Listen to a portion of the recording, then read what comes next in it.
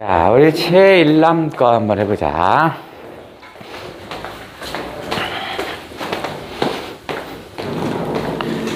자, 거기에 보시면 최일남에 뭐 있냐면 장시의 수염 해볼게요. 우리 최일남에는 아주 느린 시간이 나왔는데요. 여기에 최일남의 작가 연계해서 자, 장시의 수염 해볼게. 자, 제목은 장시의 수염인데요. 장시가 뭐 수염과 무슨 관계가 있다 뭐 이런 건 아니고 사실은 서로 다른 계층 또는 서로 다른 생각을 가진 두 사람이 만나서 서로 간의 세상을 알아가는 뭐 그런 내용을 다루는 게 요 장시의 수염이었습니다. 그러면 어디 뭐 해볼까? 전체 내용을 한번 해볼까? 전체 내용. 자, 서로 다른 두 사람이 만나서 세상을 알아가는 과정이라고 그랬지? 그럼 서로 다른 두 사람이 누구냐면 첫 번째는 설부장이 있습니다. 설부장. 자, 이 설부장이라는 사람은요. 이름은 설인국입니다. 설인국.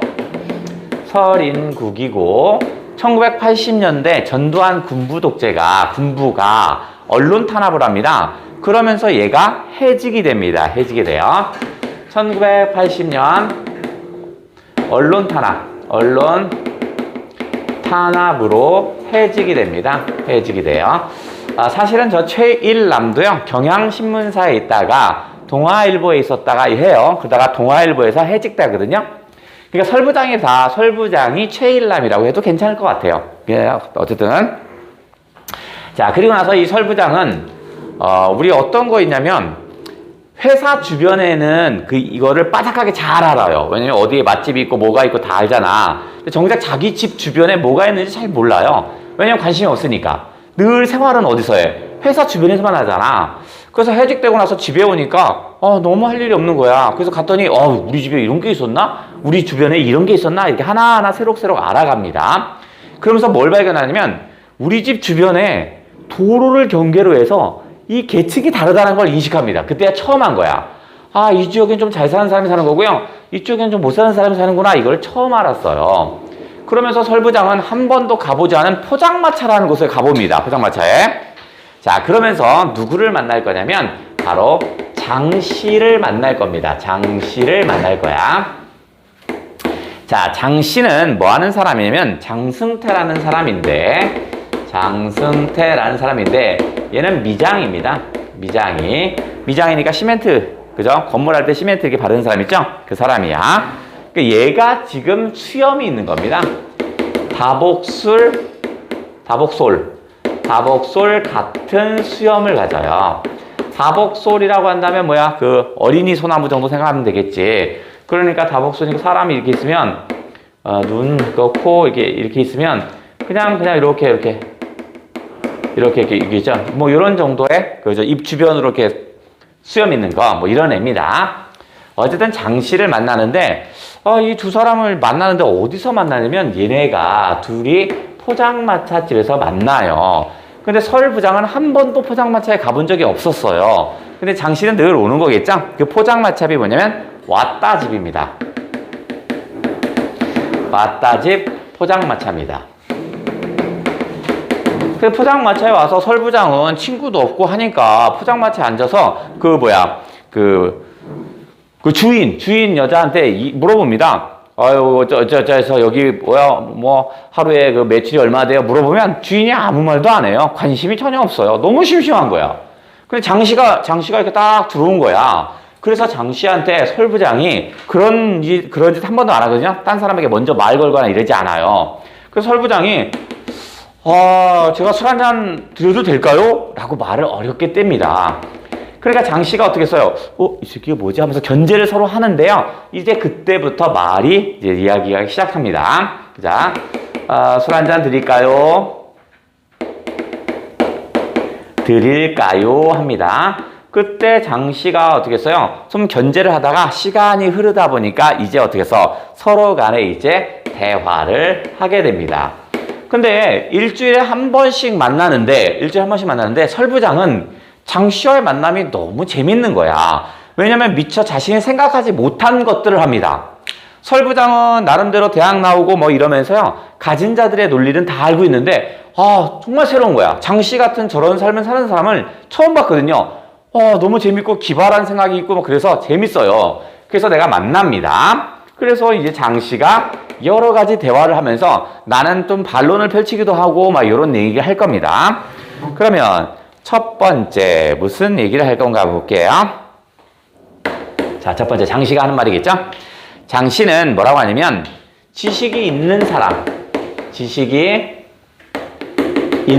사람들하고 그 다음에 얘하고 지식이 없는 사람이 있대요. 근데 우리 사회는 이것을 어떻게 하냐면 서로 간에 차별을 한다라는 거야. 차별. 그래서 설마 우리 자유주의 국가에서 그런 게 있겠습니까? 아니야. 지식이 있는 당신 같은 사람들이 우리 같은 사람을 봐주기나 하겠어? 막 이렇게 얘기합니다. 그러면서 뭐라면 이 서로 다른 세계에 살고 있다라고 얘기합니다. 서로 다른 세계에 살고 있다라고 얘기합니다.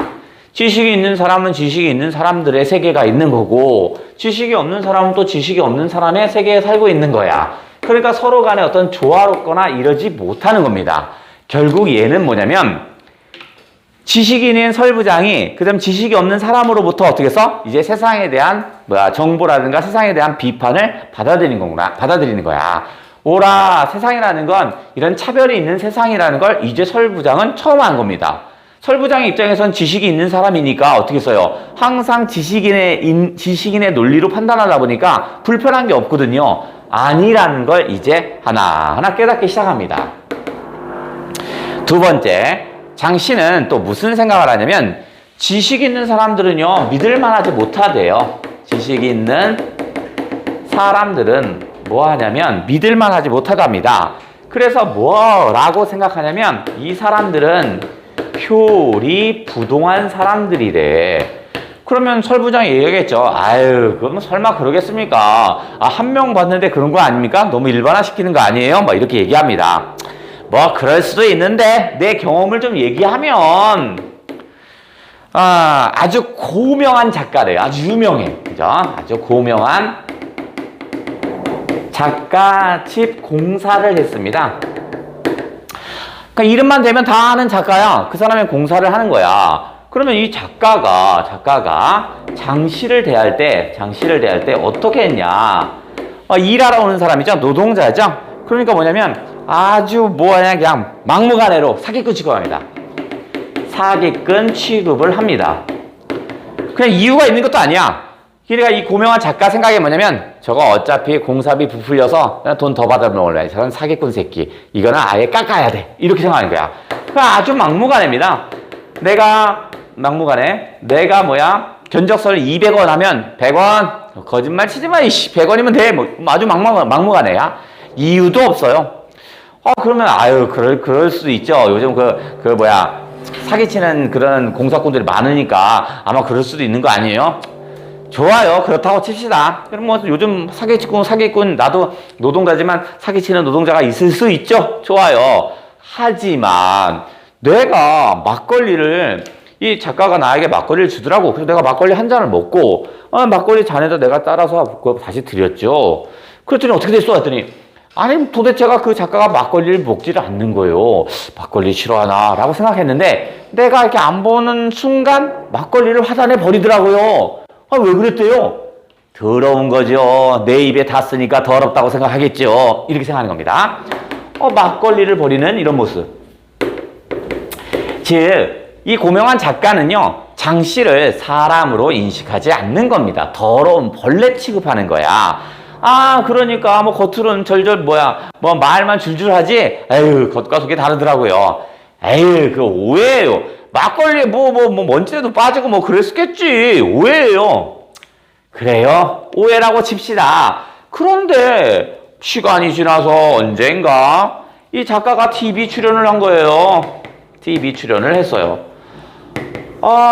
그래서 저 사람이 저 TV도 나오네 하고 봤지요. 근데 TV 내용이 뭔지 알아요? 불우유 돕기는 어떻게 하냐? 불우유 돕기에 대해서 얘기하더라고요. 그 사람 말이 아주 가관이더라고요. 불우이웃을 돕는 건 물질이 중요한 게 아니고요. 어떤 사랑과 연민의 마음이 중요하대요. 사랑과 연민이 중요하다라고 합니다. 그런데 이 사람 나한테 어떻게 했어요? 나 벌레 취급하고 이랬잖아요. 아유, 겉과 속이 너무 달라요. 이런 얘기네. 결국 얘가 얘기는 지식이 있는 사람들에 대한 어떤 비판을 하고 있는 거죠. 즉 지식이 있는 사람들은 지식이 없는 사람들을 항상 무시하고 차별하고 이런 모습들이 팽배해 있나 봐. 그러면서 설부장이 우리도 진짜 이런 삶을 살고 있구나. 이러면 안 되는데 라고 생각을 합니다. 그러면서 장 씨가 갑자기 민주주의가 그런 거죠. 이해해요 라고 합니다. 깜짝 놀랍니다. 이 사람이 민주주의를 언급하니까 물론 초등학교가 나왔으니까 민주주의를 언급하지 못할 건 아니지만 갑자기 민주주의에 대해서 화제를 꺼내니까 너무 웃긴 거야. 놀라기도 하고. 근데 더 놀라운 건 이 사람이 민주주의에 대한 정의를 내립니다. 배운 사람들은 민주주의가 뭐라고 하겠지만 저는 느낌상 민주주의가 뭐라고 생각하냐면요. 사람들이 자유와 평등을 외쳐요. 자유와 평등을 외칩니다. 겉으로는 자유와 평등을 외쳐요. 그러면서 이들은 뭐 하냐면 그냥 끼리끼리 이익을 나눠 먹는 거더라고요. 끼리끼리 이익을 나눠 먹어요. 나눠 취하는 것. 아니 그게 무슨 논리예요? 논리적으로 얘기해봐요. 아유 나는 못 배웠으니까 논리적으로는 얘기는 못해요. 하지만 내가 살아왔을 때 민주주의는 그런 거더라고요. 지네들이 자유다 평등이다 얘기하는데 결국 보면 지들의 이익을 가져가더라고요. 그게 민주주의예요. 이런 얘기를 하고 있네. 결국 현대사회에서 민주주의가 어떻게 실현되고 있는가를 보여주고 있죠. 이걸 통해서 이제 어떻게 해서 나는 반성을 하겠죠. 다음 네 번째. 세상의 지혜는요. 세상의 지혜는 바로 뭐야? 자유는 바로 실천 속에서, 현실 속에서 있대요. 현실 속에 존재한다고 합니다. 배운 사람들은 책을 통해서 어쩌고저쩌고 배우나 봐요. 아니에요. 나는 살면서 지식을 얻어요. 얘기해요. 그러면 저랑 한번 내기 한번 해볼까요? 누가 더 똑똑한가 한번 해볼까요? 그럼 뭐를 할까요? 물어봐요. 그랬더니 저기 지금 술집 저기 주인 아줌마 있잖아요. 나이가 몇 살인지 맞춰볼까요? 라고 합니다. 그랬더니 배운 자인 설부장은 이렇게 보더니 40 정도 됐겠군요. 라고 합니다. 무슨 소리예요? 30살 간 넘었을 거예요. 35살 안쪽일걸요? 라고 얘기합니다. 그래서 물어봅니다. 아니 주모 지금 나이가 몇 살이요? 주인장 주모래네. 주인장 몇 살이요? 물어봐요. 얘기를 안 해요. 관심이 없으니까. 중요한 거예요. 이거 술값 내야 되는 거니까 중요한 거예요. 얘기했더니 저기 수염난 아저씨 얘기가 맞아요. 라고 얘기합니다. 설부장이 물어봅니다. 아니 어떻게 맞췄냐고 얘기해요. 우리 같은 사람은 살아보면 알아요. 딱 보니까 이 일이 얼마나 힘들어요. 그러니까 어떻게 해요? 겉보기하고 그 다음에 속 나이는 일치하지 않는 거라는 거야. 나이가 40살 보이면 어떻게 했어요? 너무 고생하다 보니까 그거 줄여서 얘기하면 돼요. 라고 얘기하는 거야. 그러면서 세상은 책으로만 다 알 수 있는 게 아니구나. 현실 속에서 바로 지혜를 얻는 것도 중요하구나. 라는 얘기를 한 게 전체적인 이 내용입니다. 즉, 배운 사람인 또는 기득권을 가진 사람이 장씨와 얘기하면서 자신의 문제를 하나하나 파악해가는 게 바로 요놈이었습니다. 그렇구나. 자, 요놈은 밑에 중략 고기반 한번 슬쩍 읽어볼게요. 중략 밑에. 자, 여기가 어디냐면 여기 TV 출연하는 여기 출연해서 이거 겉과 속이 다른 모습입니다. 네, 참 치사해서 그 일이 있은 지 좀 며칠 지난 후였어요. 그날은 간밤에 눈이 몹시 내려서 일을 공치고 아침부터 텔레비를 보고 있었죠. 그랬더니 우연찮게도 그 양반이 텔레비에 나오지 않겠어요? 다른 두 사람과 함께 얘기를 주고받고 있었어요. 토론회인가봐. 내용인즉슨 연말을 맞아 어떻게 불우이웃을 도울 것인가 하는 거였다니까요. 그런데 그 양반인 차례가 돌아오자 말 끝에 물질적인 후원도 좋지만 더 중요한 것은 안 가진 자에 대한 동정과 이해입니다. 이런 말을 하더라고요. 아니, 또 안 가진 자는 뭔 말이에요? 아, 그런 말은 있어요. 이건 설부장이죠? 요컨대 뭐 우리 같은 가난뱅이 두고 얘기하는 거 아니에요? 아유, 그렇게 보면 틀림없어요. 그래서 그 사람한테는 실망했다 이 말이군요. 맞아요.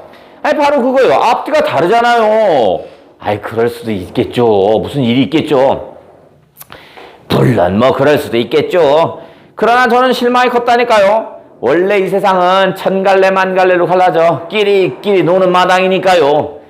아, 우리 아닌 다른 사람이 우리 사정을 알아줄 리가 없다는 생각을 해오고 있었으니까 우리랑 민주주의랑 전혀 관련이 없습니다. 통떨어졌다는 얘기야. 아니, 근데 끼리끼리 논다는 건 뭔 뜻이에요? 몰라 물어요? 다 아시면서 그러시네. 민주주의라는 게 그런 거 아니에요. 네? 민주주의가 왜 거기서 나와요? 설부장은 깜짝 놀랐습니다. 장씨에 비해서 설마 민주주의란 말이 튀어나올 줄은 몰랐던 것입니다. 중학교 2학년까지 다니다가 그만두었다는 장씨에게서 그런 말이 나오는 것은 이상할 것이라고는 할 수는 없습니다만 어떤 상황에 그런 육두 문자식 직관으로 때려잡는 것이 희한하면서도 희한했습니다. 아니, 왜 놀래요? 무식쟁이가 그런 말 하니까 좀 웃겨요? 아, 그게 아니라 놀라실 만도 하겠죠. 하지만 우리도 세상 돌아가는 이치를 눈으로 몸으로 때려잡는 데는 어느 정도 도가 튀었어요. 학식 있는 사람들께서 처럼 조리 있게 깊게 깨우치지 못해도 우리들의 그런 눈치가 대강은 들어맞거든요. 그러니까 끼리끼리 노는 것이 민주주의다. 그것은 틀린 말이 아닐 거예요. 내가 그렇게 느꼈다는 거야. 입으로는 자유다, 평등이다 하고 떠들어대지만 속을 파보면 끼리끼리 어울려 가지고 자기들의 이익을 취하는 게 아닙니까? 아니, 그렇게 편을 갈라볼 필요까지 있겠어요?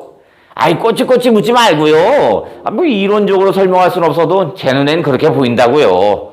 아이, 놀라워요. 에이, 비웃지 마요. 아, 비웃는 건 아니에요. 물론 설부장은 장씨의 이런 끼리끼리 논다는 논리와 네 편 내 편 따지는 시각을 반드시 그럴듯하게만 보지는 않았습니다. 그러나 설부장 또래의 세련된 입놀림으로 조목조목 따지는 것과는 달리 몸으로 세상 분수를 알아내는 장씨의 논리도 결코 무시할 수만은 없는 것이라는 것을 생각이 들었습니다. 거기에 13에서 15번 풀어주십니다.